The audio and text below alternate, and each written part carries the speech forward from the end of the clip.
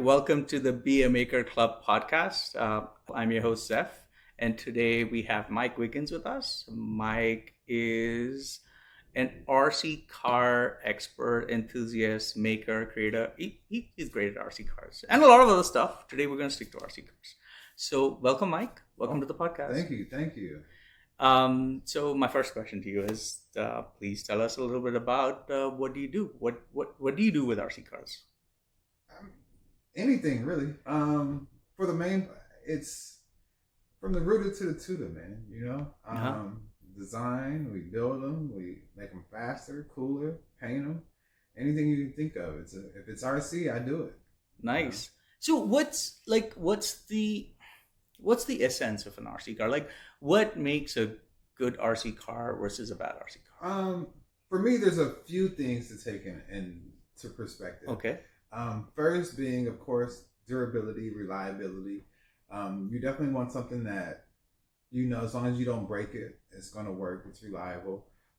Two, how easy it is to work on or to fix in a sense. Like afterwards. Right. Okay. Because, there's a lot of companies out there that sell RC cars.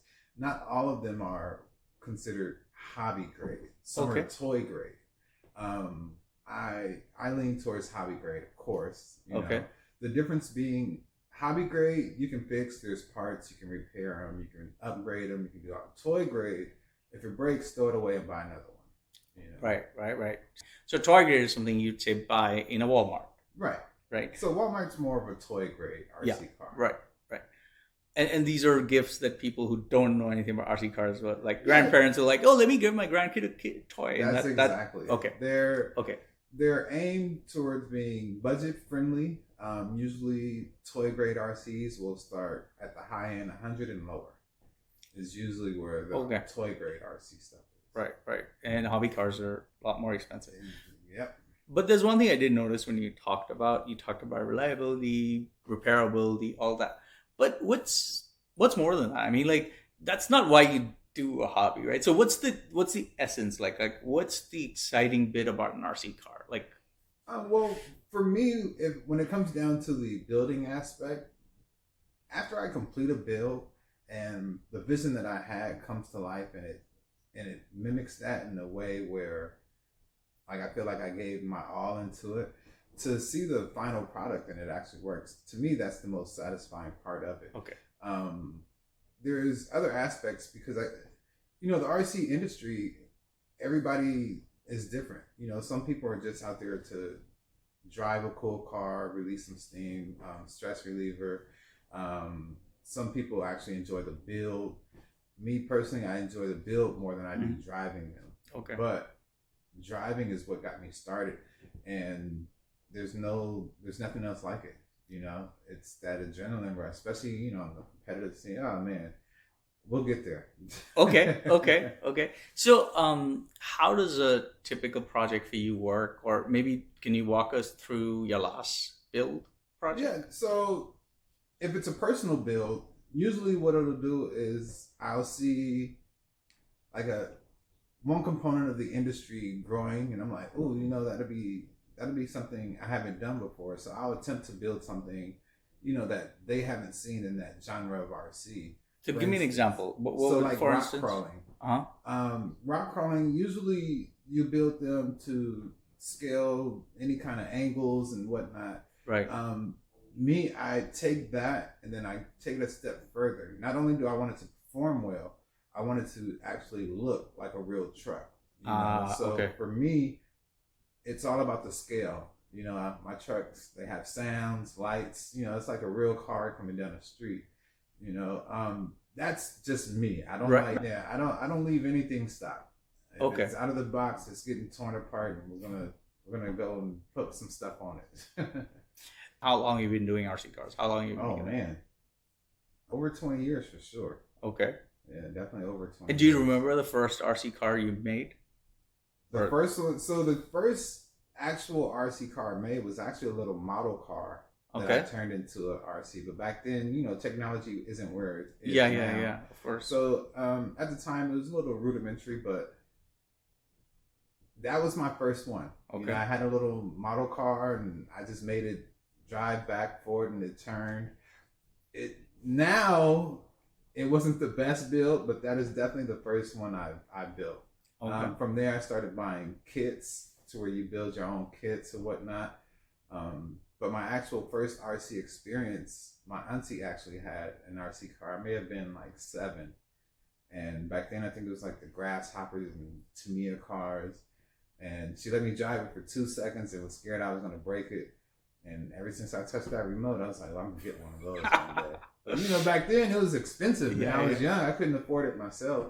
So, over time, I've always tinkered. So it's always been something I was interested in. If you had to break down the process, so like if you were trying to explain to somebody what level of effort you want to make, what are the steps? So I'll use our model as an example. Okay. When we were teaching, so I built a children's makerspace, and we built a teaching model there. And at the top level, we divided the experience into 3 stages. Okay. The first was the idea. Uh-huh. And we called it like, how do you capture your idea, right? What is your idea? Verbally, visually, sketching it, right? You capture that idea. Then the second is the design phase, where you take that idea and then turn it into an actual physical design, either on paper or most likely in CAD. And then the third step is the manufacturing or the making of that design. Okay. So if we were to use this very kind of simplistic teaching model, how would you break down your process? Like, how did your ideas work? Do you have a method to capture your ideas, for example? I mean, so for me, every build's different, but I always start with, first, I figure out what I want to do with the car or the drone, whatever it may be. I figure out its purpose.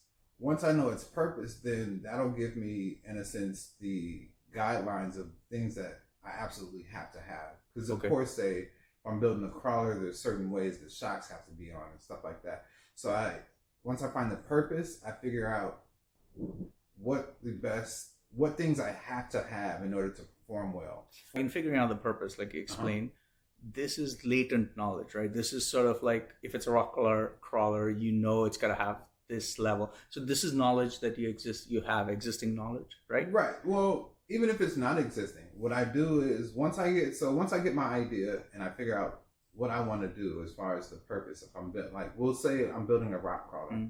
So the first thing I do is I look to see I gather all the information about rock crawling, how the things that make it perform better and stuff like that. That way I know that these things I have to have, mm-hmm. and then I can build around that. But if these are my necessities, I want to make sure that those are foremost and forefront.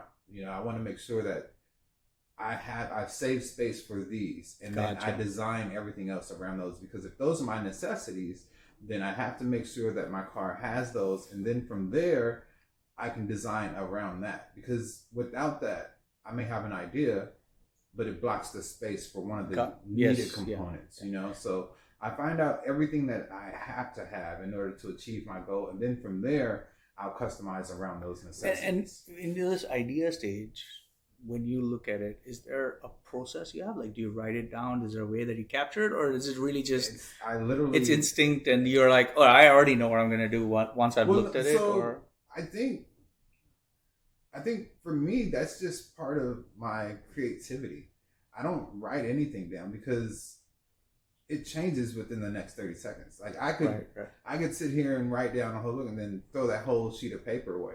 I just let it flow. I feel that for me, I get more satisfaction. Like when I try to stick to a certain thing, it limits me in a way because now I'm just sticking to this. Whereas when I just let the ideas flow, the car, in a sense, it gains a personality because it's telling me, I don't think that's going to work, So whereas if I write them down and I stick exactly to those, I find myself forcing ideas versus letting the car happen, And it's weird. Some people don't see it like that. But to me, each build has a personality during the build stage, Some of them fight me all day. Like, every part of this truck is just, some of them go together real well, That's very, very poetic. I mean, And I think this is a part about making that also personally I find very interesting.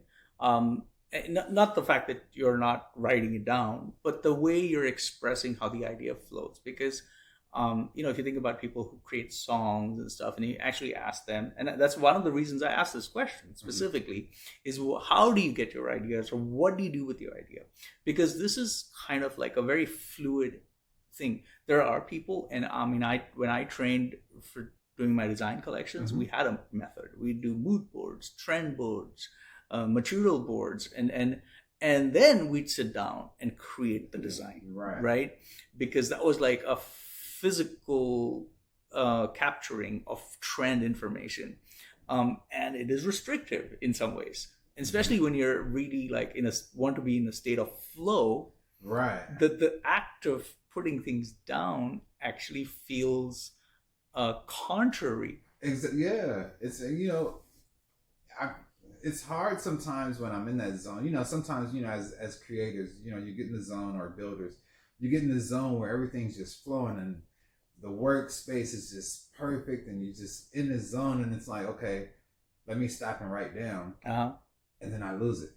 And it's like, okay, let me come back. It becomes boring. Right? Because it's like, I don't know, like when I'm in that zone, I don't like to stop it. I just let the ideas flow. And then with every build, you get to these certain points where, okay, I can't go any further right here. So once the build stops me and I need to, either gather materials or whatever it may be, then I'll say, okay, this is what we have. I may write that down. But in that moment when I'm in the zone, I don't stop it to write. No. Let that go. See, I think that's really exciting because when I look at it from the outside, it feels like, hey, this is an engineering project, right? And so what you're saying is not engineering, no, right? which is the part that I find very exciting, right? Because it's art. It's you're creating. You're being in the process of flow. So Definitely. So that is awesome. I thank you so much for sharing that, because I feel that's a pretty unique insight. It's funny. I used to tell my kids all the time that, with some of their hobbies, in a sense, there's no reason for them to be afraid of certain titles on job applications. For example, engineering. If you're building RC cars from manuals and stuff like that, you have that engineering skill set, So don't let the title of something, deter you from doing it. It's just a title. You do it every day. Certain hobbies you have to engineer, but when I approach builds, I don't know, man, I just let it flow, man. I can't restrict it because, oh man, I don't know, that zone just takes over and I'm going. Okay. I try to ask you the question, where's the idea stage and where do you cross over into design and where do you cross over making? With your answer, it's pretty obvious that there's no such thing in your process. There's no. But do you feel that there's a bit of a change? Like, for example, like I when I make things, like the idea of chasing this vision that I have is exciting, but then once it starts to take form, like you say, you're like you define something, right? So then you've got to stick to that. Like, for example, if you in your case, I would say, let's say you decide on the scale, right? You can't like suddenly say, oh no, I'm going to put something that's from a different scale onto this, right? That obviously doesn't work. So do you feel now, like based on what I'm asking you, that there are actual stages that even if you don't... Oh, there's definitely stages. Okay. So there's definitely stages. It all starts with an idea for me, or inspiration, whatever it may be. I may gather an idea from looking at something, or I've seen a car down the street, or even an idea where somebody wished that they could have a tool to do this. I build RC stuff for that kind of stuff. So ideas come from all over. I'm always looking for a new idea. Now, in the idea stage, I'm more or less thinking of the completed component, not necessarily how I start or anything like that. No, my initial idea is like, I want to find out, okay, bam. Now from there would be the design, because after I have my idea, now I'm in the design stage, and it's like, okay, that's where I gather the information and I figure out what I need, what I have to have on this build, and then I can design around that. So yes, from idea to design, then from design, I do what's called a mock-up. I'll kind of set something up just to see if my ideas like even, physically you'll set it up. Yeah, okay. I'll physically, because then I'll see if my idea is even capable of being produced, you know. So from there, maybe I start building, or I go back to designing, or I may even make tweaks in my idea. You don't, well, okay, but that depends on each project. Exactly. Right? Okay. Yeah. But no, definitely there are stages. The thing is, I don't, when I'm in my zone, I don't, just because I'm in my idea stage doesn't mean that I can't fabricate something. You know, so I'm jumping back and forth from design, right, all that stuff at all times. But yes, there's definitely say it all starts with the idea, and then from the idea I design, and then I do my mock-ups to see if it's even capable, and then from there I'll start putting down the foundations or the start of the build. Okay, you know? and partly to kind of help other people sort of get a sense, would it be fair to say that because you work like you kind of, you know, run the RC section in a big hobby shop here in Southern California, you get to see a lot of people's problems and ideas, right? Definitely. And so would this statement be fair to you, where you kind of say, oh, that guy's used this new type of tire or suspension setup. What if I could use that, but then create my own? Is that the style of thing that happens to you? All day, every day. Okay. All day, every day. Even, it's funny because they'll use a certain component on something totally different than what I'm doing. Right. But just me seeing how they use that component, I'm like, oh, I can do that because it'll save space here. So I'll take that idea and implement it into one of mine as well. Nice. You know, like I'm always, I just soak information. So I think it's not even more fascinating because, I mean, one, the number of years you've had experience in this. I'm just now fascinated that you remember all of this, because in a day you must be seeing tons of ideas, right? And you're saying you don't write these down. So I'm like, yeah. I'm really intrigued. And you know, the funny thing is, that's just something natural. I can't remember my phone number no more, but I can definitely remember 3 weeks ago what that customer's problem was when he brought his car in. I know his name, his face, and everything, but I couldn't remember my phone number. But when it comes to RC car, I can guarantee you when I seen it, what it did, what it could be better. I don't know. It's just not. I can't help that. So I think that's there is a term for this. I don't know what it is. I'm going to try to find it and probably put it in our description. But if any of our viewers know it, please tell us in the comments. Definitely. Because well, this happens to me, and I think it happens to a lot of people. The stuff that you like, the stuff that you're interested in, you basically have a recollection, or your memory recall is near perfect. Yeah. But the everyday stuff, which is just routine, you just don't remember it. Couldn't even tell you what I ate yesterday, but a month ago, I can guarantee you, if you came in, had wrecked the RC car, I know what car it was. Okay. Yes, I don't know. But like you said, you know, when you're interested in something, then it sticks. You know, a lot easier than everyday stuff, as you would say. Yes. So, how many builds have you done so far, you think? Oh, man. Like, if you had to put a number. Hundreds. Believe it or not, hundreds. Probably complete builds, 200-300 for sure. Oh, wow. What size scale do you normally build? I don't have a set scale. Okay. I build anything from 24 scale models with moving parts to 10 scale, 5th scale. And what's in sort of, again, what would be an average timeline for something like this? Not your special sauce type of timeline, so on average, say a little model car. I enter these, they're called build-offs. I enter these just to keep my skills fresh. In the build-off, you have 30 days to complete a paint job, interior, all the working hydraulics, any details, scale realism, finishing. You have 30 days to complete all of it. At the end of the 30 days, you and your competitor will present the cars, and they're judged online. So those are monthly builds. I do those while I'm building a 10 scale car. Just I have to keep busy, you know.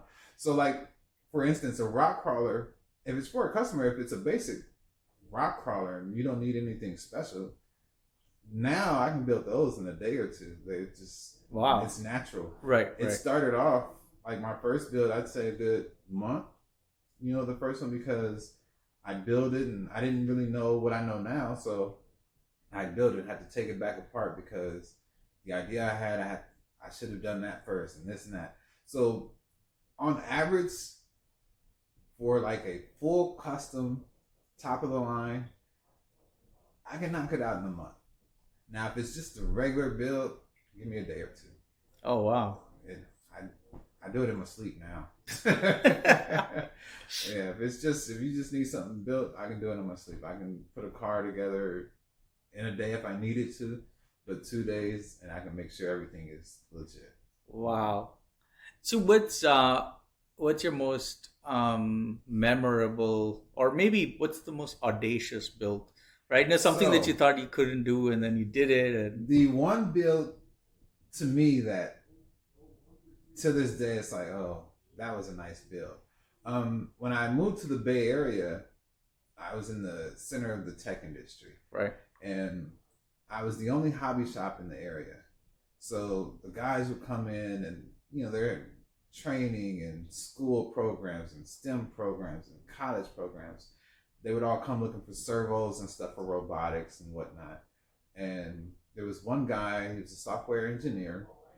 He had all the software you can think of. He didn't know how to build a drone. So he has a crop, they own crops or whatnot. And his idea was, I want to be able to have a drone that'll scare birds off of my crop. Oh, okay. And then I also want one that can survey leaves, you know, to see if I'm having dry spots in certain areas of the crops. And so I told him, I was like, you know what? That'd be a fun project. So we ended up building a drone, me and my buddy. We had a drone that at the end of it, it would take off and it'll carry a 5-gallon bucket of water. That in itself was hard. Having a drone carry 5 gallons of water, all that weight for anywhere from 15 to 20 minutes, that in itself was a task, because at that time, motors and battery storage, all that stuff counts, you know, when you're building drones. So that challenge alone was like, oh, we can make this work. And then we did. We made that work. Then on top of that, we put the sensors in to where it'll fly over, and if it's seen any dead spots or, you know, drier spots, it would go drop water. And this is all autonomous. You didn't have to fly it by hand. It's all on a program. And then the other section of drones that he had, those were smaller drones that when they see motion on trees, it would just fly over to that area. And just the drone approaching that area alone scares the birds off. So it really didn't need anything special. Anything extra for... You know, we thought about putting horns and stuff like that, but, you know, I'd hate to have a drone taking off 8:30 at night to go blow air horns off at birds or anything in the area. You know, your neighbors wouldn't like it. So we realized we didn't really need that. The sound of the blades washing through the air was enough to scare them off. Yeah. Okay. But that build, that was a fun build. Wow. You know, I didn't think, because nobody had done it at the time. Yeah. We're talking, how long is this? Maybe 10 years ago. Oh, wow. You know, so all this stuff was still fresh. Yeah. You know? So, but yeah, that was a fun build though. Definitely. And do you know what actually happened? I mean, did that guy actually end up building a company around this, or? So he didn't, we literally just built the drones for him. Okay. And after that, I lost contact with him when I moved because I got a new phone number. So I'm not sure if they're still in service or whatnot. All I know is when we finished, it was that cool, that cool drone. Wow. Definitely, yeah. I was 8 motors. Oh man, run on 8 cell batteries. It was a lot. 2 4-cell batteries power that thing, man. It was a fun drone. It was big. Nice. And what's in the work? Like what's the one cool project that's in the works right now that you're trying to build? I haven't started building it yet. Oh, I okay. don't know. Do you have an idea already? That's the thing. I kind of want to do like a tow truck crawler, but a real working tow truck because I don't see them out there. But so wait, you should it'll have a winch. It'll be able yeah, to pull something. It'll have a boom. Okay. It's gonna be like extendable boom, that kind of stuff. It's gonna be a real working tow truck. You know, I want to do one of those more for rock crawling because that seems to be where a lot of the scale stuff is. I wouldn't mind doing something for the construction stuff, but it's just not a lot of it out here. So, but I don't know. My next build, I'm thinking about it now, man, because I want this one to be. When I look for an idea, I'm looking for the challenge. Right. You know, I don't want to step into a build and I know I can build it. Right. I want something where it's like, you got to figure stuff out. Yeah, you know, that's the fun part of it. Extend yourself a little bit. Yeah, you know, like, no, I understand that. Nobody's done it before. But that's kind of what makes you a maker, not an employee. Yeah, exactly. Building to spec. Yeah, so I don't know what it's going to be, man. I might need some help. So if they have any ideas out there, tell them, let me know. Okay. I'm definitely looking for ideas. Yeah. Please, guys, if you have ideas, please share in comments, and then we'll share that with Mike. Yeah. So I also want to ask you what's happening. Like, I mean, you've been in this industry for a while. So what's new? What's the latest? Like, tell us in terms of maybe if there's anything changed in sizes, engines, or materials, even. One thing I've noticed in the industry, it, in a sense, you know, the phrase history repeats itself. So for a while, 10 scale was cream of the crop because they were small enough to where you can carry them and stuff like that. But nowadays, the bigger scales are coming back. 8 scales, 6 scales, 5th scales, in a sense. It's totally different now because after COVID, you don't have a lot of brick and mortars anymore. So in a sense, you don't have like a bunch of racetracks to choose from or local areas where you can just go and, you know, use your RC car with other people that have the same type of RC car. So that in itself has kind of changed the industry in the sense of people don't have to conform because they're not parts of groups or organized. Right. Yeah. And so it's a blessing and a curse in a sense. When I say that, I mean, the blessing part is 8 years ago or however many years ago, it was more geared towards professional RC. Okay. If you weren't racing at a track or, you know, sponsored by some big company, then you were considered a basher, meaning you don't really go out with a purpose. You're just going to go use your car. Okay. You're not competing. You don't have a goal in mind. You're just literally outside having fun. That's what they call bashing. For me back then, I started as a basher, but then as soon as I got on the track, you can never get me outside using my RC car. I put too much money in this thing. I'm not scratching it, you know? But I can't say that I had as much fun. So now, after COVID, the difference is without the tracks, now RC, the industry is catering more towards the bashing side. Now, for me, I see more of an influx of beginner level RC enthusiasts, which is always a great thing. Also, now you see more of the tinkerers popping out because it's not so. Because when you're racing, you're, like you said, you're conformed to that format. That format, yeah. And that's what it is. You know, there's a format, and you're trying to be the best at that format. So whereas now there is no format. So now you have all the guys that have all these cool ideas. You know, they're going home, they're making these cool cars, and you see them out there, and I'm like, oh, that's different. Yeah. You know, so that part, I love that part. The downside is without all the major tracks and stuff like that, you don't get big supporters like the city. You know, they don't get behind it anymore because to them, a bunch of guys just gathering in the park does nothing for them. Right. You know, to whereas if it was a track, they would have no problem putting money behind it because they can make money off of it. But that, you know, that comes down to economics. Everything plays a part of that.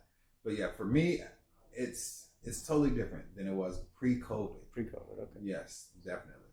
What about like other stuff like there's technical developments. Uh-huh. So I I mean I don't know, are batteries and motors That gotten better? definitely, it's light years better.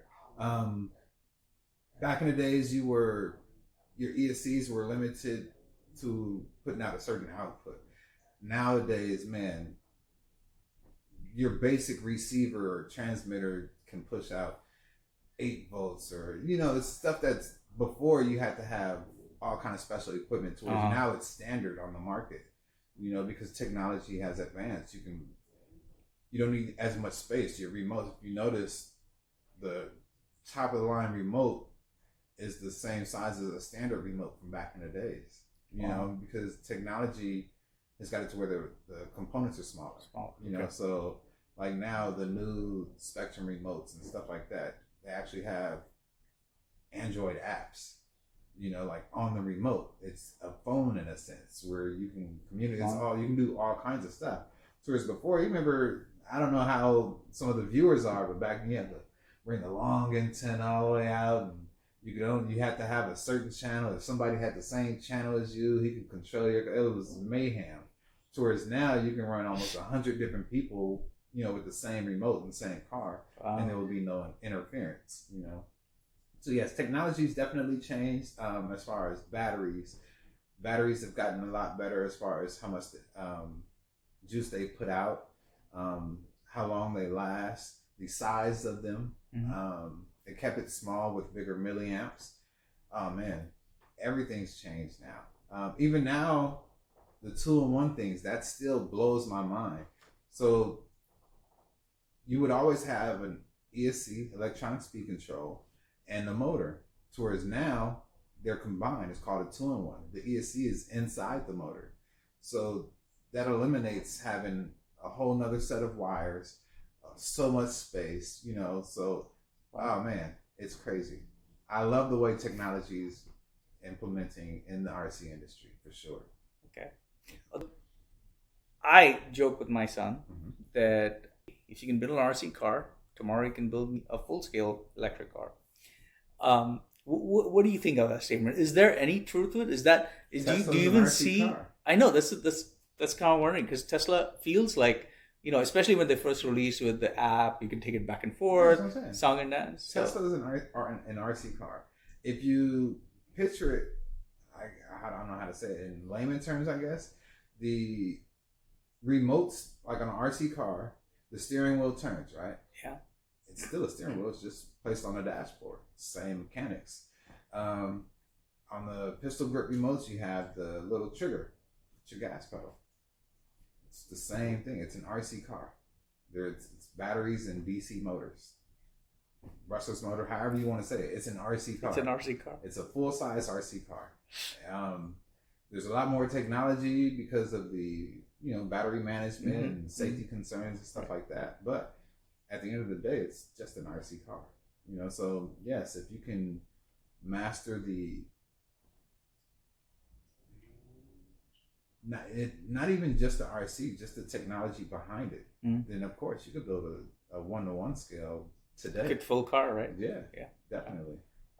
There's during COVID, there was this very popular YouTube video. This guy, I think his name is Striking. I'll find and put the link in the description for viewers. But this guy actually kicked off a project. This is not an RC car, but because I'm interested in 3D printing, I was intrigued by it. He built. He took a scale model of a Lamborghini and then built his own, like with a regular printer. Yeah, out of 3D. Yeah, and so what excites me and intrigues me about that, and where the overlap I see with RC car is, if we're all going electric and clean motors, which looks like that might happen. It feels like to me that the RC car skills become more and more important. Definitely. Because everything that you've tried and experiment in the RC world can potentially be applied. Definitely. And it probably is getting applied. Exactly. If you think about it, say you have a Tesla and your steering wheel's not working. If you're familiar with RC cars in your brain, you're like, okay, well, what makes the servo not work? At least you know which areas to check on the car. Like, okay, so it has to be something that provide power to the servos or the steering, So you kind of, in a sense, know the blueprint of a Tesla or any electric car because you're familiar with the RC car stuff.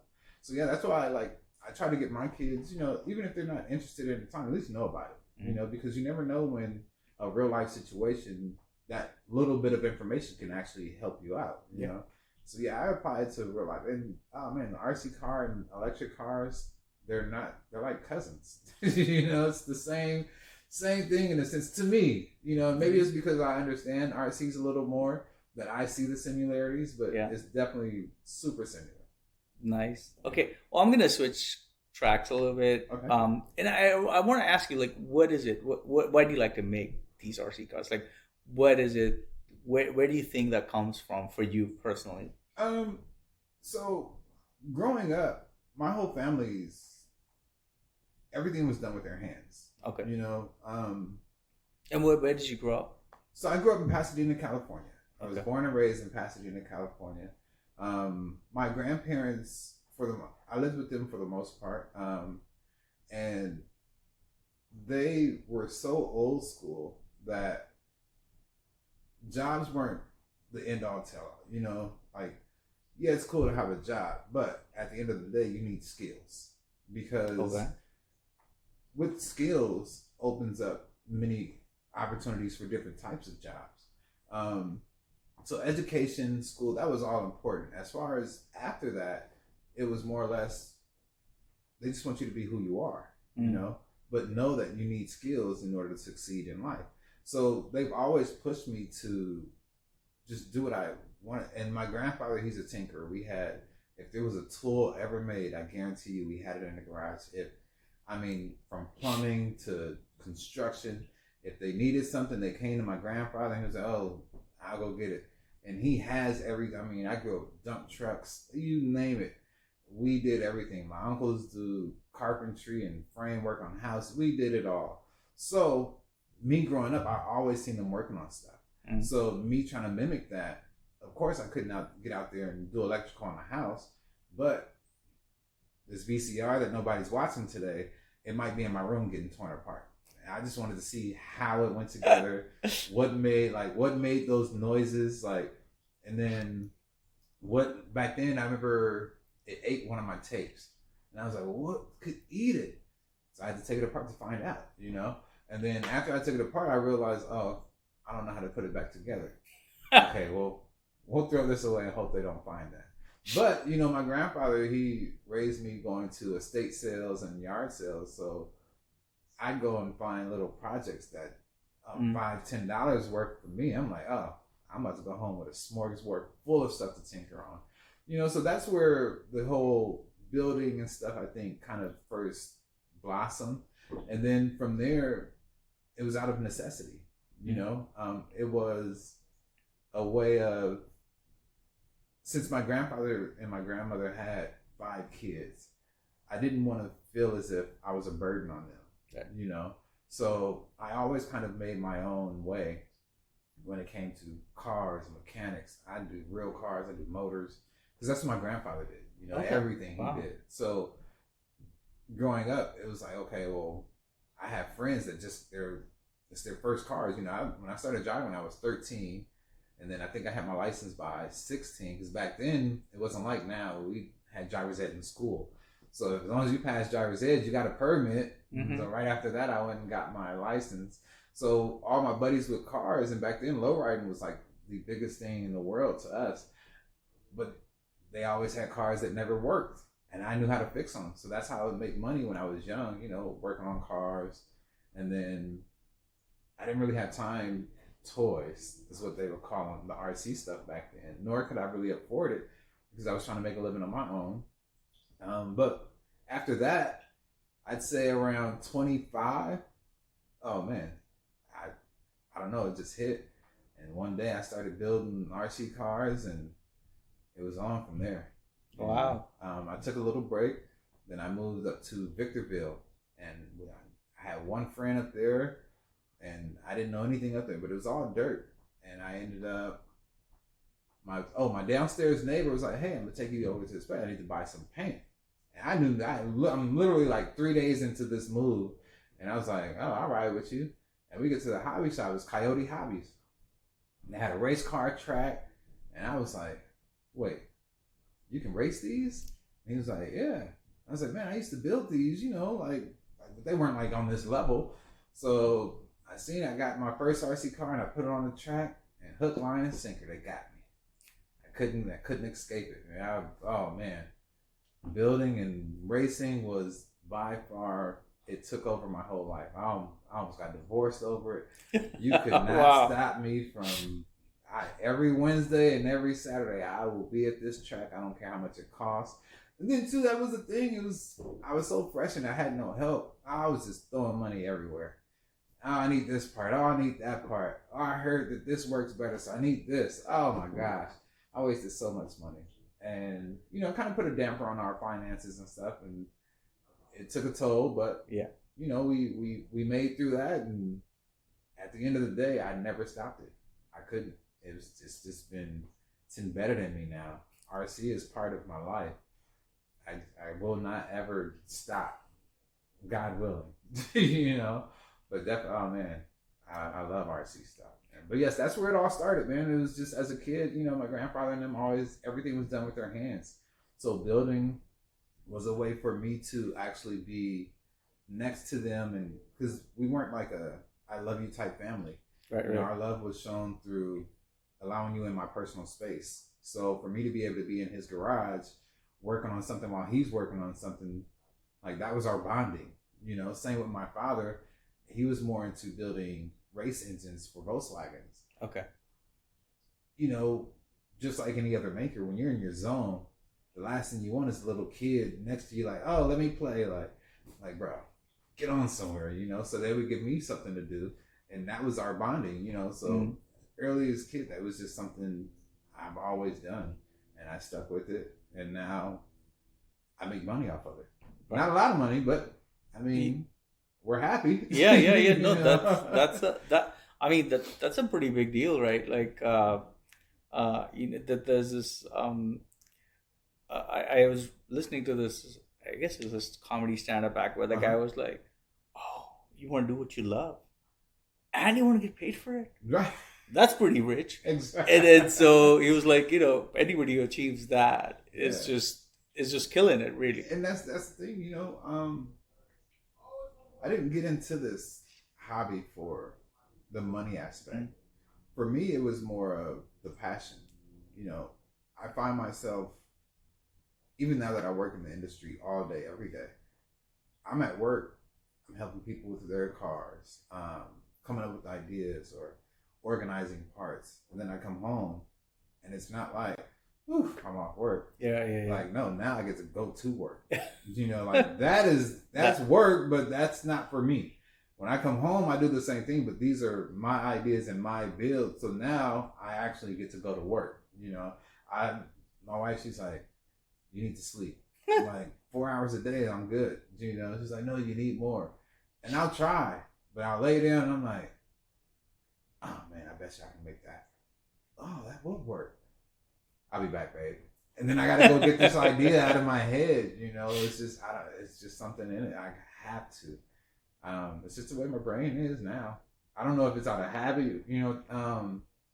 My dad used to always tell me, you do the hard work until it becomes habit. Only after it's a habit can you consider it easy. But it's never easy. And I was like, what? But then, as I started living through it, and I'm like, oh, I get it now. Because when it's hard, it's like, okay, this is hard work. But then you do it enough, and it's like, I do this out of habit. Somebody else may consider it a hard work towards me. I'm like, oh, man, I do this all day. So it's nothing to me. And then after, I call it easy. But at the end of the day, if you were just starting, it wouldn't be easy. So I definitely get what you're saying. That's a fair call. But, I mean, I don't know if you're already aware of this, but, this is actually how, like, I used to teach in a school of design, right? We had what we call formally recognized as artists type of people, right? And this is what that happens to them, right? Once they have an idea, you can't rest till you've taken it to the next level. And whatever that next level is, either it's manifested or discarded. It doesn't really matter even, right? But you have to take it to that next level. I have to. I I can't even give anybody else my full attention because part of my brain is stuck on this issue. 'Cause I could be at work helping customers, talking to them, and the whole time I'm talking to it, in the back of my head, I'm like, so if the circle doesn't fit there, what do I need? Do I need to make a bracket? No, sir, I'll get that for you 1 second. The whole time, yes, I'm engaged with them and I'm helping them, but in the back of my head, those men, the gears are turning. So another guest on our podcast actually talked about the concept of flow, right? And they do what they do in terms of making because it puts them in a state of flow. Yes. And he's actually a baker, so he actually works as a baker, but his hobby is also baking. And so that's what I asked him. I was like, "What's the difference?" Like, I understand. And he said pretty much this. He's like, "The work part is work, and that's because based on the hobby, I have enough. I do the hard work, right. So that meets my earning requirements. Right. But I bake for myself, and that's the one that puts me into flow. That's when I get that, like, oh man, when I get into that flow, oh man, my wife knows. And it's funny because the most important thing for me, and I think all builders in a sense, is your workspace. You need a certain flow in your workspace. Otherwise, your creativity can get, in a sense, hindered or stunted in a sense. And everybody's workspace is different. There is no set workspace. It's however you like, Now for me, my wife knows when I'm starting a new project because my office is sparkling clean. That night, it is a tornado because everybody was like, oh, your room's so messy. And in my head, I'm like, oh no, see, that was that part of the idea. Oh, I forgot that part of the idea. I can look at the mess and be like, okay, these are the different stages, because when I'm in that flow, I can't stop and put everything away right now because no, it's flowing, I got to get out the way. And then as I finish and I get that problem, then I can get back and clean it back up and stuff like that. But yes, if you ever go into my office and it's messy, just know I'm in the middle of a build. It will be cleaned up after that part of the build is finished. But yes, that flow state, that is probably one of my, I don't know, I just love reaching that state in a build. When everything's just fun. Ideas are coming and they're going together. The screw's not fighting me today. Yeah. Yes, I love that part. Nice. And again, I'm not sure if you do know this, but this is actually very, it's very common. I mean, I've looked at a lot of students who do this and a lot of bakers, and this is definitely, I mean, it manifests in different ways. Some people have offices, some people have gardens, some people have sheds, some people have bedrooms. Right. And they go from clean to messy, clean to messy. In fact, when we were teaching, I had a visit to the design school at Stanford, right? And they actually have a room there that is completely white. Mm-hmm. Essentially, every surface in the room, including the ceiling, the walls, under the table, everything can be written on. Yeah. And the reason they did that is because when the idea was that when you have an idea or when you're brainstorming, yes, everything that you want to consider, you just want to lay it out, and you don't want to run out of a surface to lay it out on. Exactly. Yeah. So yeah, I mean, it's for me now as I'm talking to more and more makers, I'm finding that this is definitely a big characteristic of making. It's like when you're in the state of flow, you just don't want anything to restrict that. Yeah, that's because you want that to come to its natural conclusion. Definitely, and it goes as far as, depending on what I'm building, I'll reorganize the whole office for a build. Like when I switch from model cars to RC cars, my model cars are more detail oriented, super small parts, a lot of razor blades and foils and paint. To whereas RC cars, now I got tools, I got the big stuff out. So if I'm in the middle of a model car build and my last build was an RC car, I like to be able to turn right and know, like, okay, this is here. If I can't do that, okay, stop everything, redo the whole office for a model car or whatever I'm building, and then I can proceed. But no, my office changes depending on what I build. And then I go through seasons. Okay. I might build all model cars for a month, and then if I've reached my goal, I'm like, okay, I want to do something better. I'm different, you know. Then I'll go to RC cars, drones, tanks, planes. Sky's the limit. Sky's the limit. Yeah. Okay. So I'm gonna switch back to the previous part now. Do you actually keep track? Like, do you get pictures? Do you have like a memory book or Not at something all. of your builds? No. No. You know, I've went to events and people come up to me like, "Bro, you remember you built this?" And I'm like, "I built that." It's like, "Yeah, you painted it and everything." "Oh, I did." You know, it's 4 years ago. You know, this kid's out here still loving this car, and I'm like, "I did build that, huh?" You know, and I get satisfied. Like, to me, that's the satisfaction. Right. That feedback that somebody And comes yeah, back and says. you know, like as simple as seeing someone smile because they're talking about something I built for them.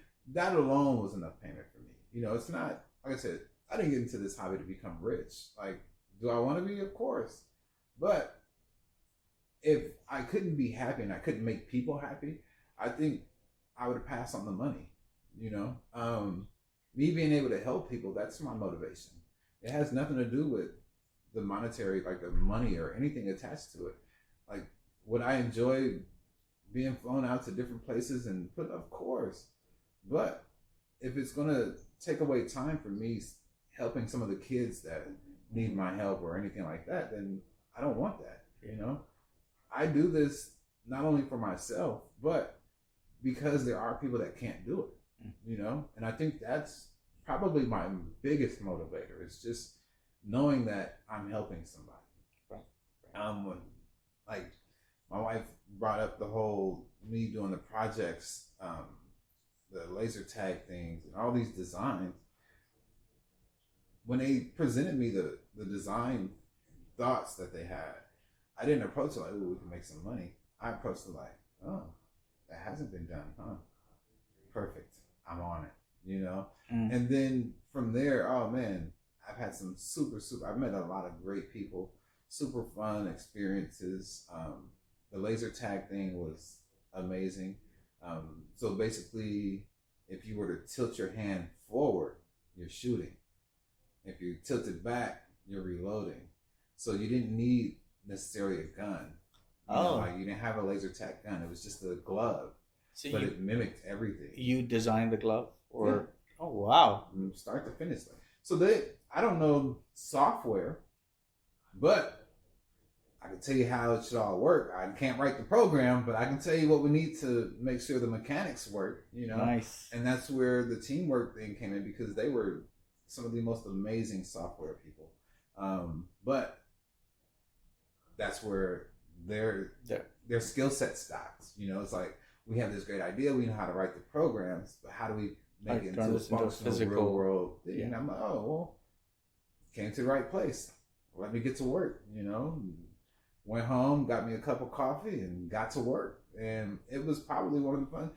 I never got anything from it. But when they came and showed me at my hobby shop, when they showed me the finished product and the whole team was running around, that was all I needed. I don't need recognition. I don't need my name on copyright, none of that.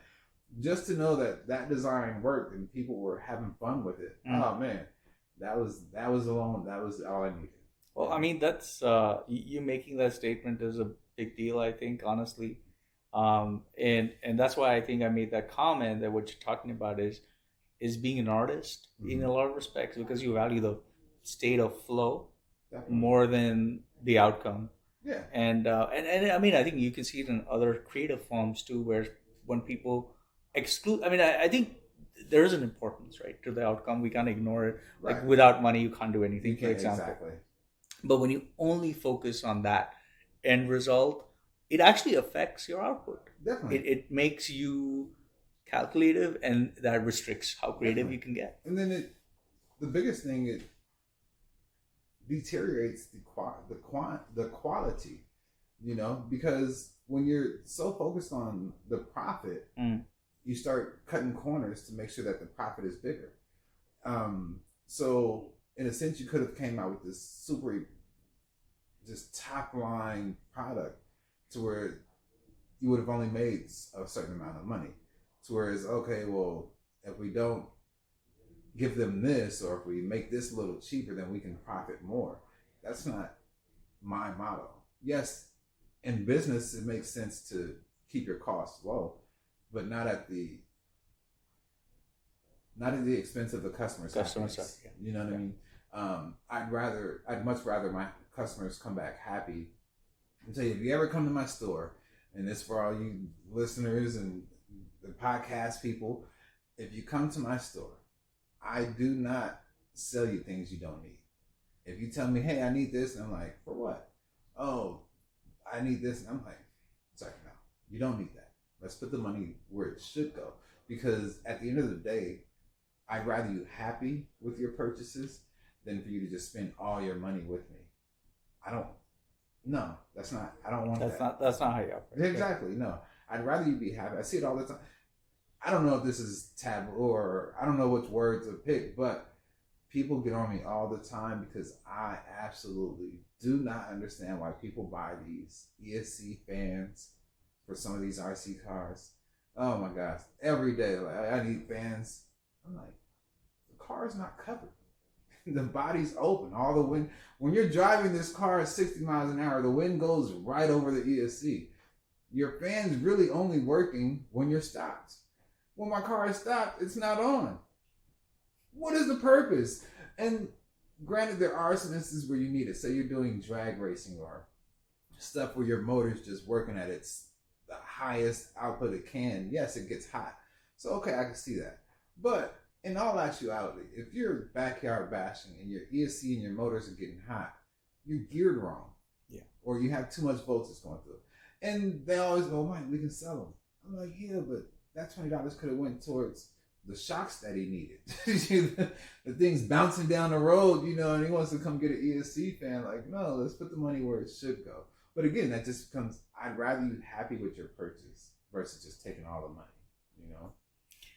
So let me segue to our last question, okay? Which is, with that, what do you think the RC car world needs? Maybe what in your opinion is the thing that's kind of missing right now? So, and that should happen.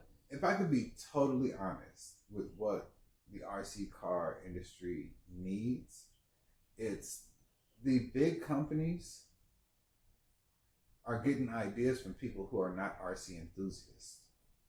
They're hiring financial professionals, and they're focused on making sure they get their money versus putting out products that will please all of the enthusiasts, And the way I see it is because now when you're going, like, on my side of things, on the sales part, they're charging a lot for these cars, right? But the parts aren't any better, the real life function of the car, it doesn't do anything for the industry. It's not pushing us forward.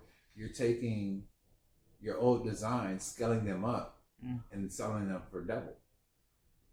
That doesn't progress the sport. There's nothing new coming out. And although the RC industry has been around for years and years, there are still things that haven't been done, But I really think that's one thing that the RC car is missing. I don't know if it was pre-COVID, but I've noticed that before, the RC enthusiasts were the people who were designing cars, were part of the, the R&D. They were RC enthusiasts, so they knew certain things that these cars and planes would need to have in order to keep it fun. So whereas now it's more of bang for the buck for the company. Like, what car can I produce for the cheapest and have a lot of people buy them? And then what that does is you get a lot of people that go and spend, say, $1,000 on their first car, and they hate it. It puts a black eye on the industry for the simple fact that back in the days they weren't cheap. RC cars have always been expensive, but back then it was $300. Now you're talking no less. If you don't have $600 to spend, you're really not going to leave with much. Right, You know, right. you may get a little entry level car for $500-600, but if you have other people around you that have cars, you're still not going to be able to compete or keep up Right. with them. You know, so you're going to spend close to $1,000 on these things.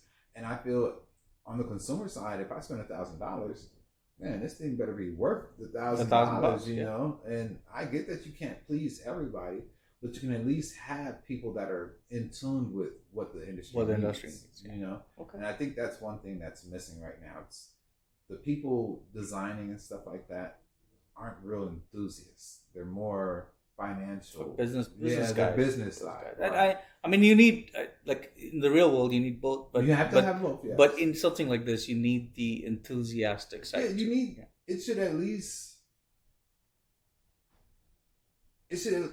The core of it should come from that from side, that, rather and than then from there you have sense. the financial side and the business people who can actually scale it down, make it to where it makes sense for both parties. But you definitely need that, because without that passion from the enthusiast, you don't know what we want. Correct. You know, of course. But yeah, that's one thing I definitely see. I think it needs to change, and then I also think it should be implemented in more schools. Oh yeah, that I completely agree with you on. I mean, I have a pet grouse. I mean, I grew up in a country where we didn't work with hands, and one of the things I used to see on TV was how in America you had shop class, wood class, and people working on things. And I thought, when I get here, that's the life I'm going to lead, and it's not there anymore. It's not here. Yes. So I completely agree with you on that. I mean, that is something I really am annoyed about. Because I mean, if you think about it, for like my era, like you said, wood shop and all these type of classes were available, but those were skill sets where the average working American, those were the jobs you got in a sense. Towards now, everything's moving more towards technology based. So why not implement something like RC cars? Because it's fun enough to keep the attention of the youth, but yet it's still a real life skill set that you need moving forward. You know, technology, everything that you use on the RC cars is what you use in technology. Yeah. You know? Well, and like we said, right, an RC car is just a smaller version of the EV. Exactly. So I mean, learn RC cars so that you can start. Especially if that's the way we're going right now. You know, I don't know how old the viewers are, but if you look back to cartoons like the Jetsons, in a sense, it was all RC stuff. I mean, it's a bunch of drones flying around and flying cars, robots. It's all RC in a sense, you know? So if that's the way that we're progressing as far as technology and the way life is right now, then why not implement it to the youth young? Yeah. You know, because they're not necessarily interested in woodworking or mechanics anymore, because now, there's not a lot of natural aspirated motors. Now it's more electric motors and stuff like that. So why not implement something like this? Because it's on the price scale, it's a fraction of the cost of building the real ones, and it's something that any school can actually implement. It doesn't take a lot of storage space, any of it. Yeah, I agree. So I think that's definitely one thing that the industry can use for sure. Cool. Well, on that note, I'm going to say thank you so much, Mike. And thank you for sharing your story, your background. I hope people are walking away with not just learning from his enthusiasm and his method of working, but also recognizing that, hey, learning to make RC cars is probably going to get you a career in the EV industry. Definitely. For sure. So please keep at it. Yes. Thanks again, Mike. Man, thank you guys for having me. It was definitely a pleasure.